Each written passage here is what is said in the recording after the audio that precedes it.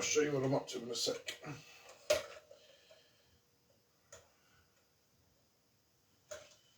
So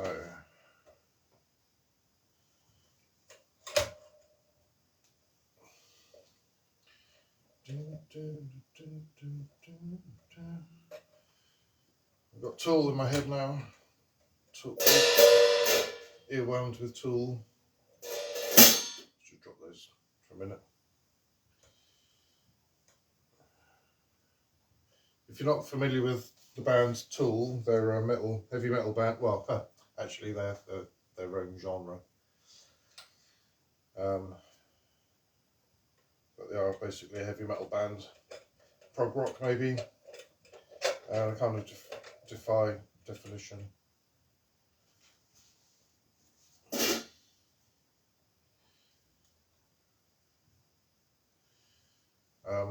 The videos are really disturbing, so I wouldn't recommend.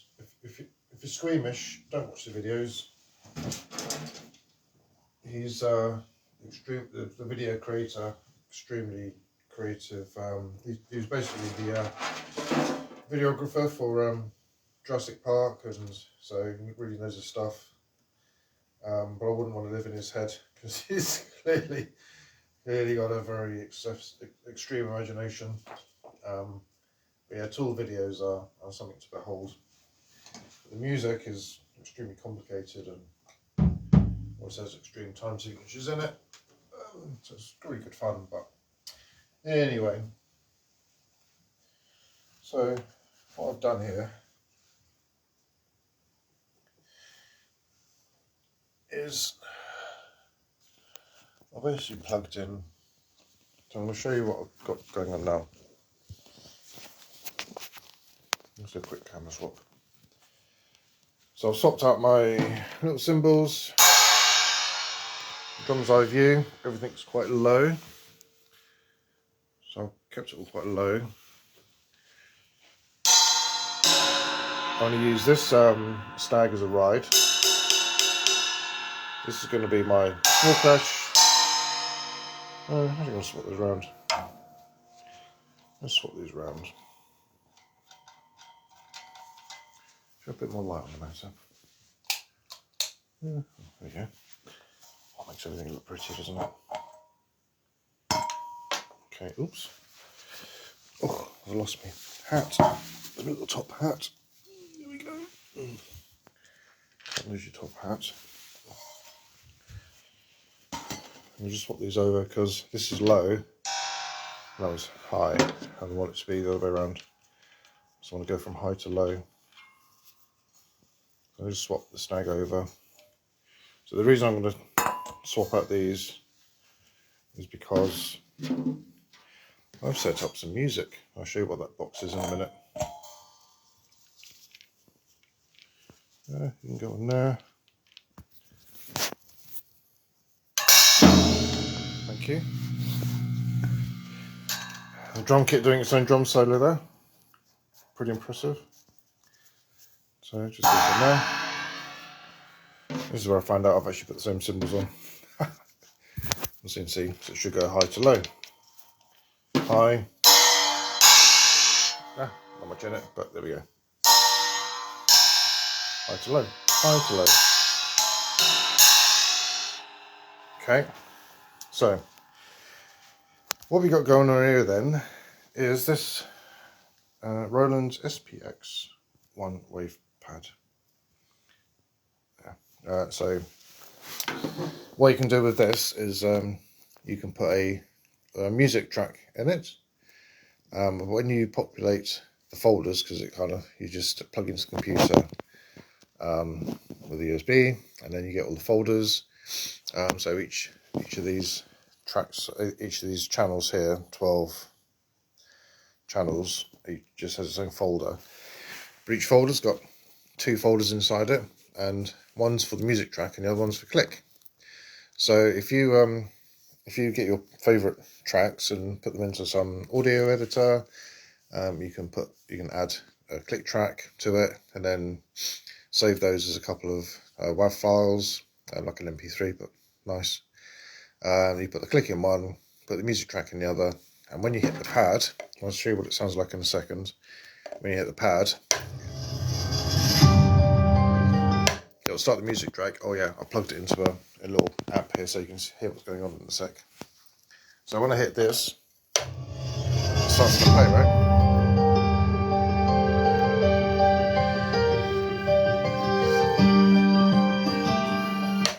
It can be samples as well, so it could be a single shot sample, could be like a cowbell or something like this. So I sometimes have cowbells in it.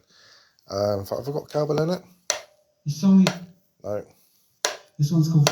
No. This is 20. No, these are all my mate's songs. Schools. No. This is summer. No. No. Oh, what's that? No. No.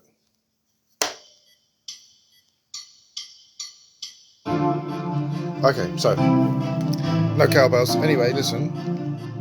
I was going to turn the master down, so it shuts it off. But listen to what's coming out of my headphones. Because look, I've got two outputs. Master output is going to the PA, or to whatever, or to my friends in the band. The other output is going. Let's turn it right up so you can hear it. Check it out. You hear that? So let's go back my headphones. Headphones. If I mix it,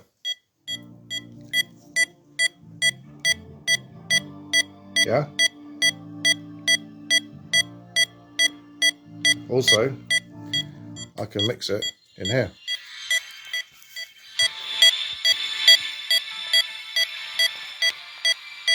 So I can listen to the tune, I have the click, but in the outside world,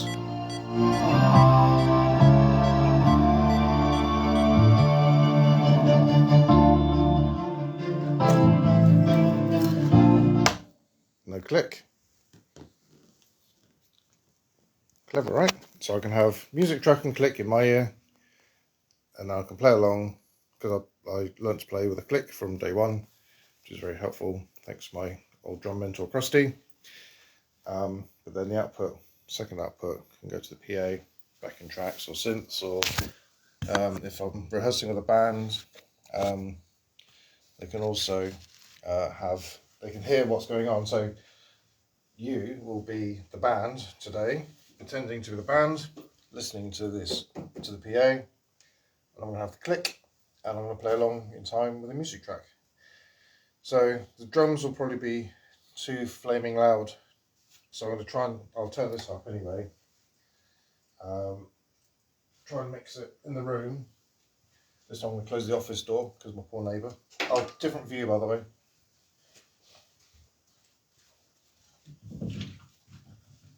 Let's close the office door, and I'll see what this sounds like in my headphones, my little earbuds.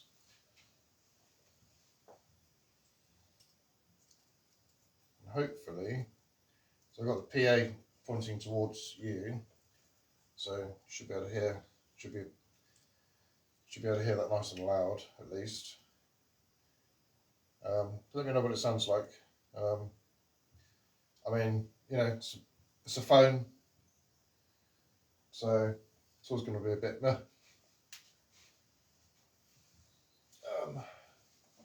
Let's get a balance going on here.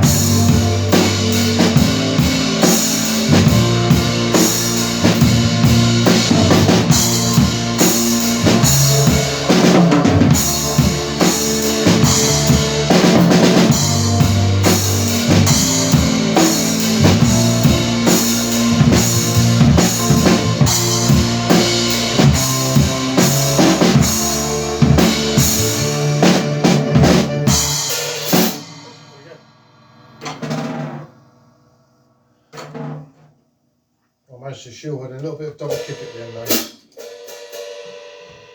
there. So there's lots of different tracks. What else we got? There's this one. So I basically took these off of YouTube and put them into my audio editor.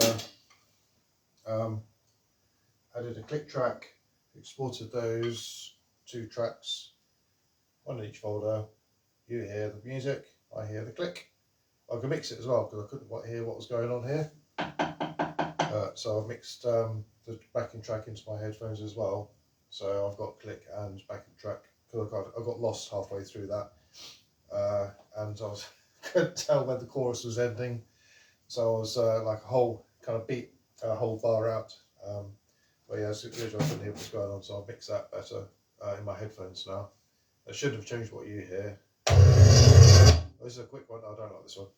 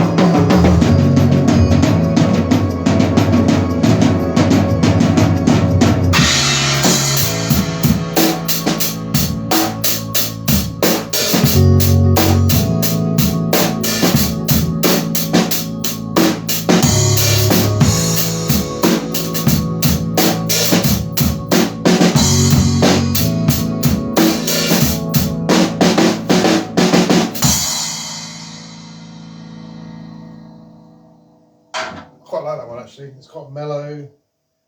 There's lots of places to experiment. It's really fun just kind of doing like roll round tom type stuff. You know, you can sort of get a nice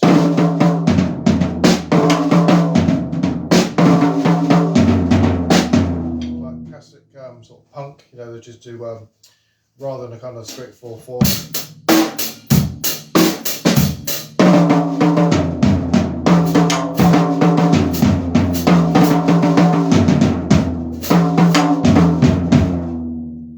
Sex Pistols, like a bit of tom work, some nice little tom melodies.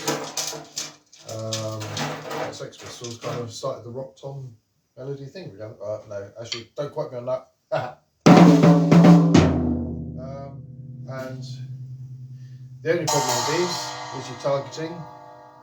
As you can see, a couple of times I sort of missed it because they are bloody small, but few times I missed the cymbal, but the good thing about playing to a click is, like, even when I lost my stick, I kind of literally I came off the kit, kept something going, and yeah, literally I'd wander around, pick up the drumstick, come back, keep the beat going with a click, and yeah, carry on. So it's always good to practice and learn to play with a click. Bloody useful, especially live. And if you've got like preset backing tracks and sits and stuff like that,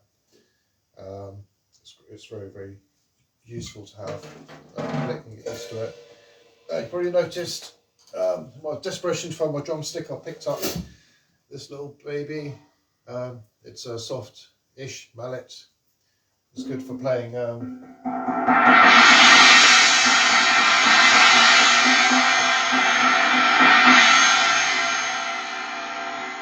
old dinner bell.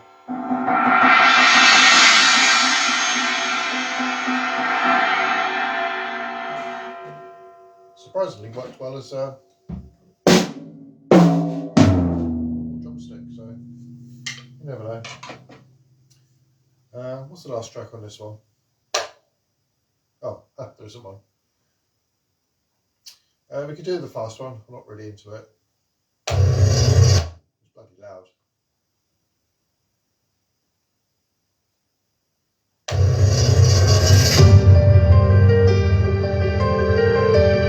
Yeah, we'll have a go. It's not my favourite. Might stop in a sec.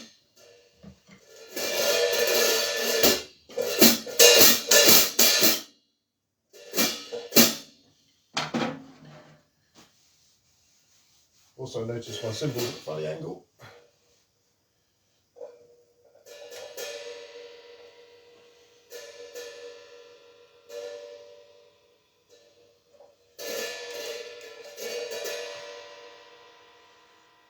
Hold it. Technical issue. My cymbals at a funny angle. So basically, you can see here, if I open that up for you. Can you see the eye? Yeah, you can actually. So you can see it's kind of closed here and open this side. Basically, I want it to be closed here and open this side. So close this side and open this side. You know, just not close, but you know, bigger distance. This side, and that gets you a nice little, when you're operating it.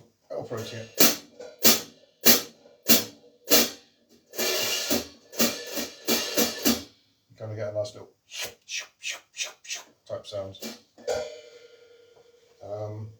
And I've lost my drum key again. Oh, no, it's in my pocket. So I just need to turn this around a little bit.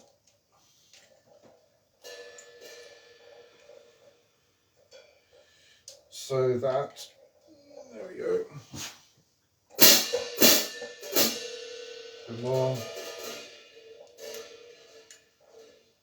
There we go.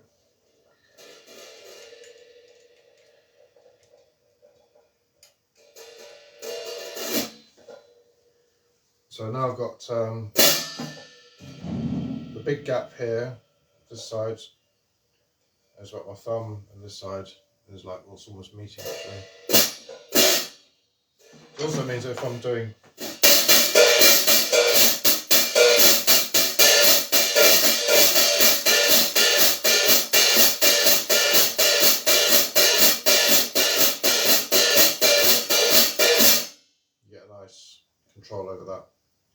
Some drummers have this really closed,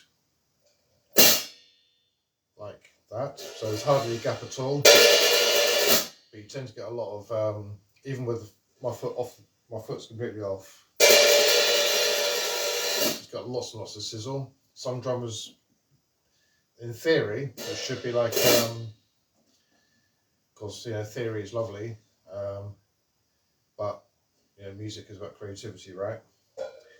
So in theory, you should have quite a big gap, around about an inch.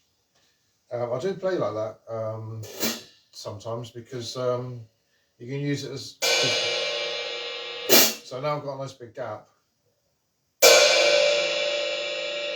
It doubles up as a cymbal or even a ride.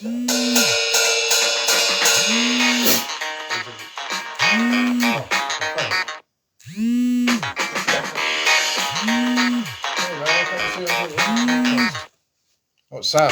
Oh, right. I'm out to go and pick him up. Back in a sec. Peace. Sorry, gonna go and get the little one. It's been a pleasure. See you later.